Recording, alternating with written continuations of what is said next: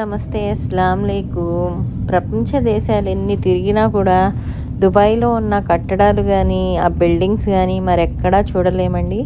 Dubai అసలు చాలా neat country. మీరే ఒకసారి విజిట్ చేస్తే అసలు కంట్రీ మొత్తం ఎంత నీట్గా ఉంటుందో ఇక్కడ రూల్స్ కూడా అలానే ఉంటాయండి. ఏ ఏరియాకి వెళ్ళినా కూడా డిఫరెంట్ బిల్డింగ్స్ కనిపిస్తూ ఉంటాయి.